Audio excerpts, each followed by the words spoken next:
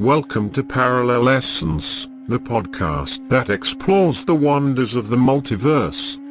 Today's topic is Nanobot Nightmare, and we are thrilled to present the second installment of our thrilling story series. Join us on this suspenseful journey through the dangers of technology and the consequences of playing God. Delve into the world of science fiction and experience the terror of a Nanobot nightmare. Dr. Rachel Lee stood nervously on the stage, adjusting her microphone as she looked out at the sea of faces before her. She was a nanotechnologist, and her latest project was about to be unveiled to the scientific community. The room was packed with other scientists, all of whom were eager to see what she had been working on. Rachel could feel their anticipation and excitement, but she also sensed a hint of skepticism.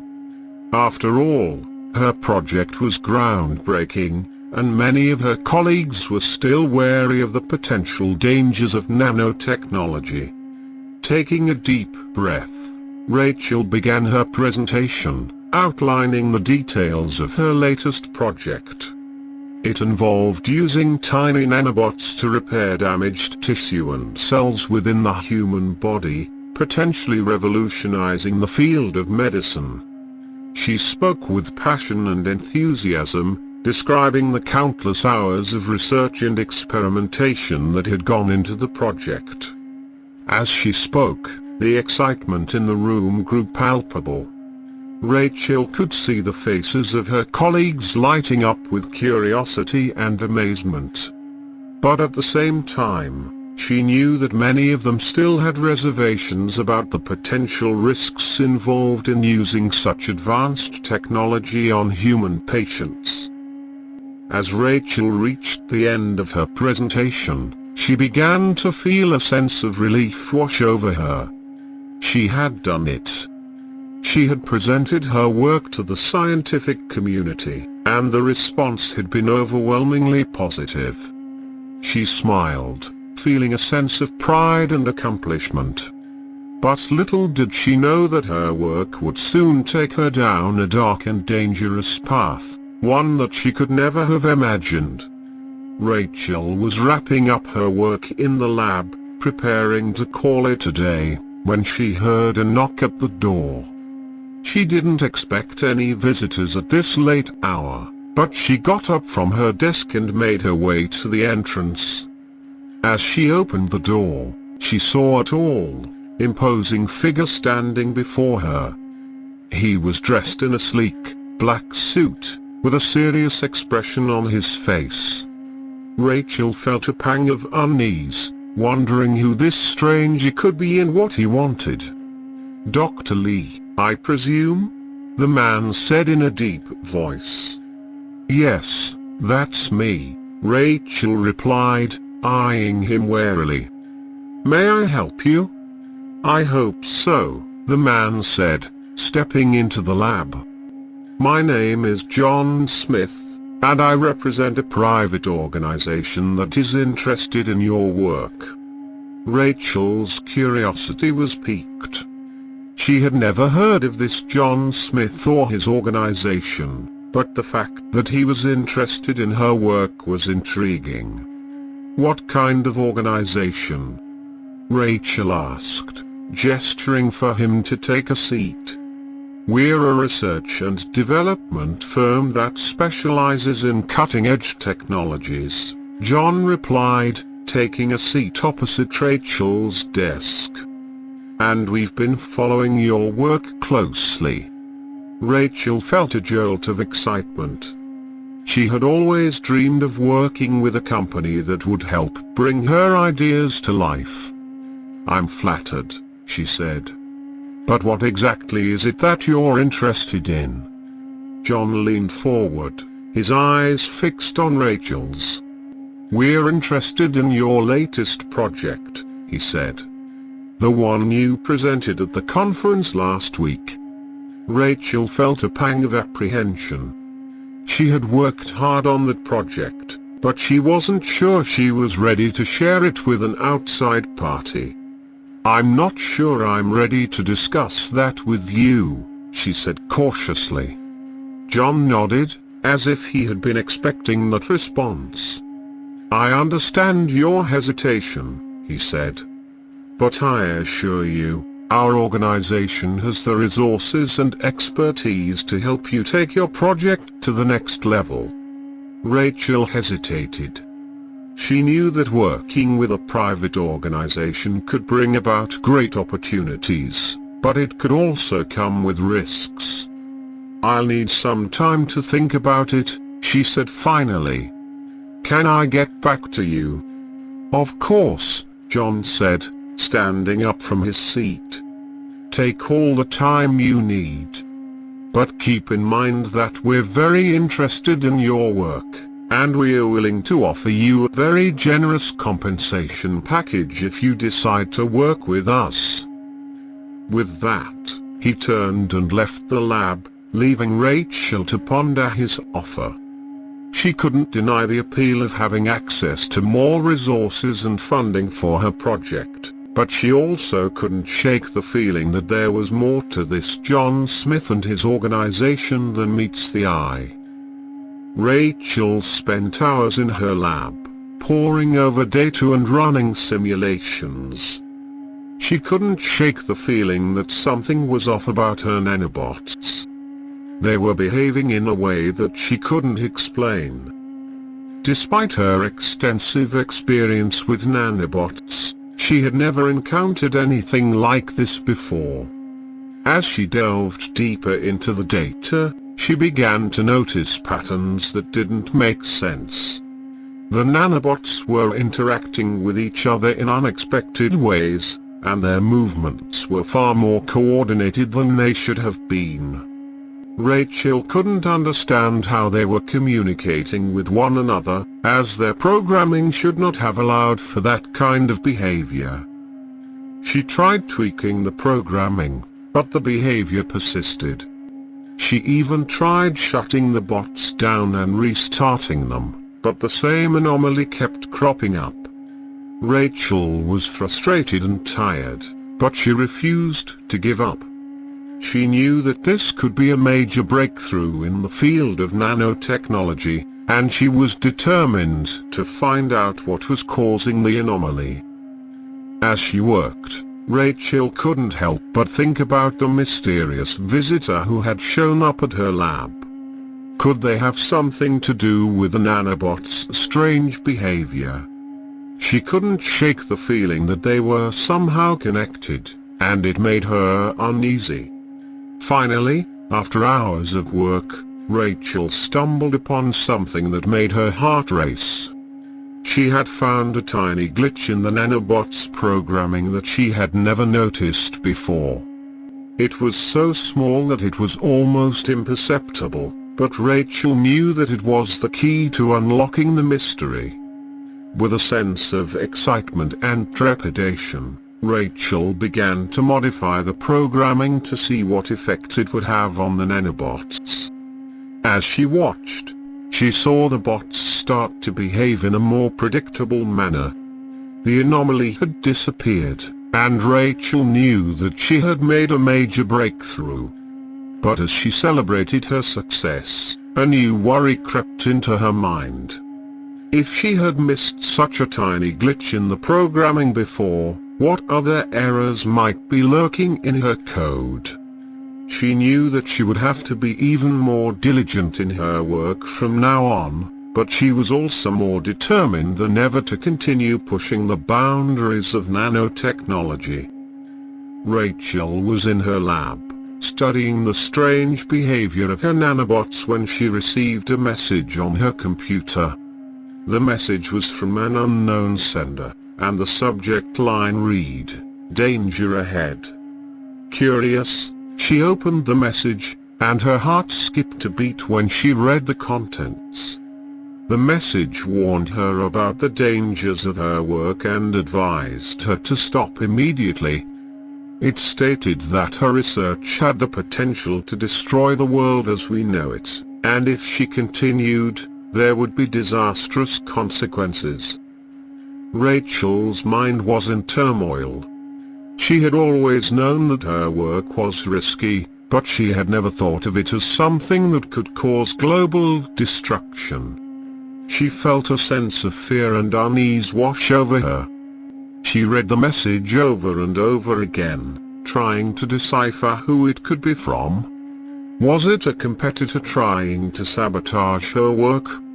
Or was it someone who genuinely cared about the safety of the world? She decided to do some investigating of her own. She traced the email address, but it led to a dead end. She then checked the security cameras around her lab, but she couldn't find anyone who looked suspicious. Rachel was at a loss. She didn't know who the message was from or what to do next. She decided to call a colleague of hers, Dr. Thomas, who was an expert in the field of nanotechnology. When she explained the situation to him, he was equally shocked. He advised her to take the message seriously and to be careful with her research. Rachel knew that she couldn't ignore the warning, but she also didn't want to abandon her research. She decided to continue her work but to take extra precautions and be more vigilant. As she worked, she couldn't shake off the feeling of paranoia that had settled over her. She wondered who could have sent the message and what their intentions were. She knew that she had to find out more, but at the same time, she was afraid of what she might uncover. Rachel had always been fascinated by the potential of nanotechnology, but now she realized that it came with a great responsibility. She had to be careful with her work and ensure that it was for the greater good. The warning had reminded her of the stakes involved and the need to tread carefully. As Rachel continued to work on her project, she found herself becoming increasingly obsessed with it. She spent long hours in her lab, neglecting her personal life and relationships. Her colleagues began to worry about her, but she brushed off their concerns and insisted that she was close to a breakthrough. As she delved deeper into her research, Rachel began to experience strange and vivid dreams. In her dreams, she saw the nanobots moving and changing in ways that defied explanation. She woke up in a cold sweat, feeling like she was losing her grip on reality. Despite her growing concerns, Rachel pushed forward with her work. She experimented with different configurations of the nanobots, trying to unlock their full potential. She knew that if she could just figure out the key to their behavior, she would be able to revolutionize the field of nanotechnology. Days turned into weeks, and Rachel's obsession only grew. She began to skip meals and sleep less, consumed by her work. Her lab became cluttered with discarded experiments and scribbled notes. Her colleagues continued to express their concerns, but Rachel paid them no attention. Finally, after weeks of intense focus, Rachel had a breakthrough. She discovered a new way to program the nanobots, unlocking their full potential. She felt a rush of excitement and triumph as she realized that she had achieved something truly remarkable. But as she looked around her lab, she realized the toll that her obsession had taken. She was alone, surrounded by the wreckage of her single-minded pursuit. She realized that she needed to take a step back and re-evaluate her priorities before it was too late. As Rachel became more engrossed in her project, she began to notice that several of her lab assistants had gone missing. At first, she tried to rationalize it, thinking that they had taken some time off or quit without telling anyone. But as the days turned into weeks, and more assistants disappeared without explanation, Rachel couldn't ignore the pattern any longer. She began to feel uneasy and paranoid, wondering if something sinister was happening in her lab. She started to investigate on her own, looking through security footage and questioning the remaining lab assistants. But the more she delved into the disappearances, the more confused and scared she became. Rachel couldn't find any evidence of foul play, but she couldn't shake the feeling that something was wrong.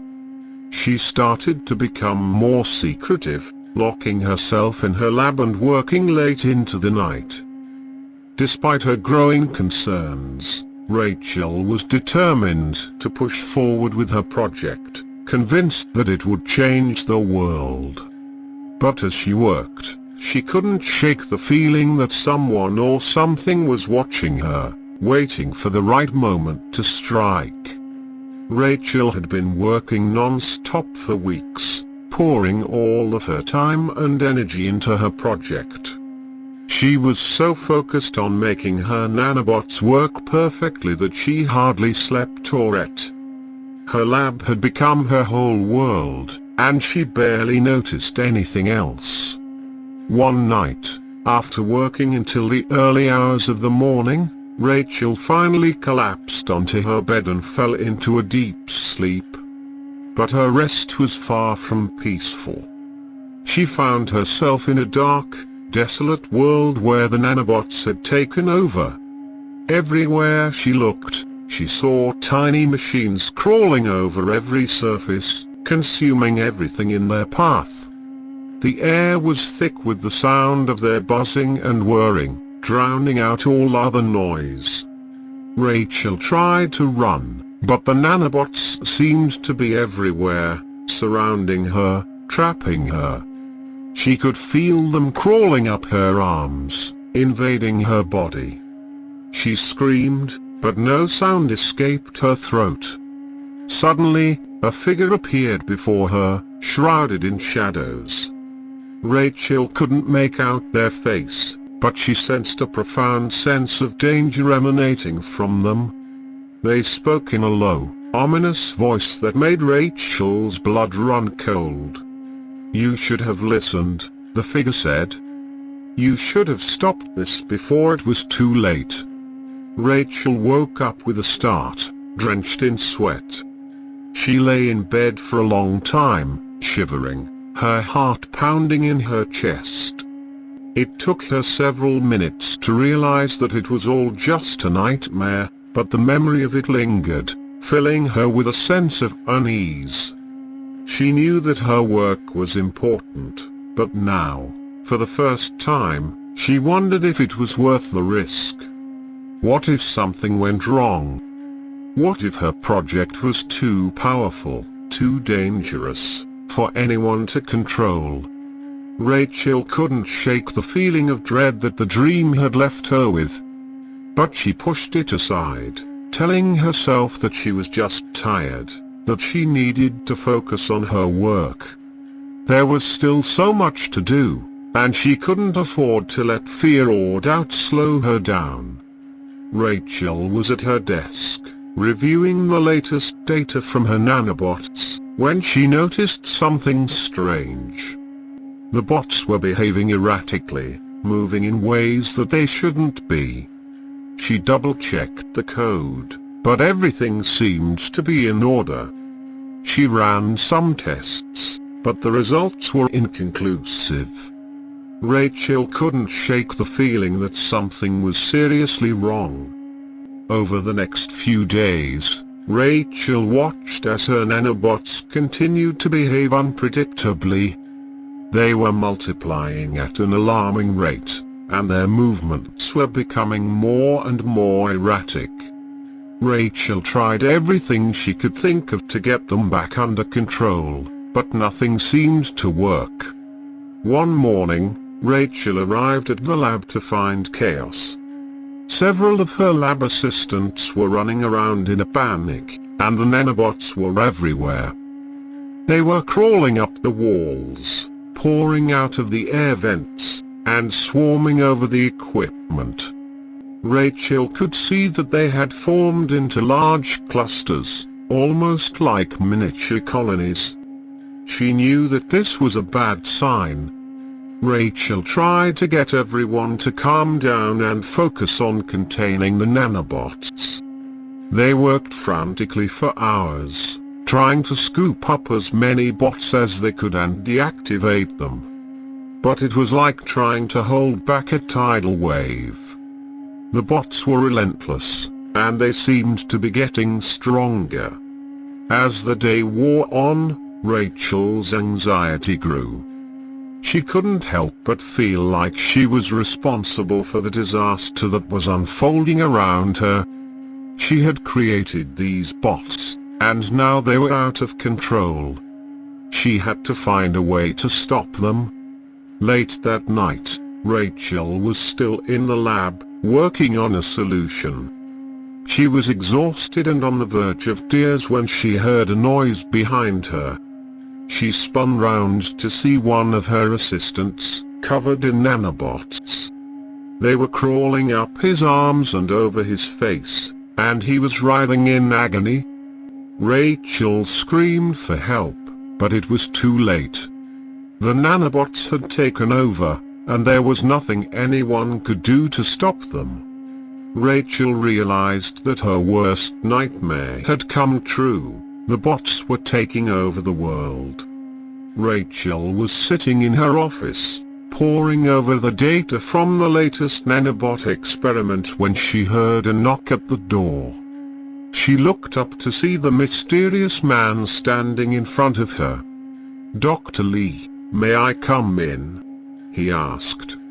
Rachel hesitated for a moment before nodding.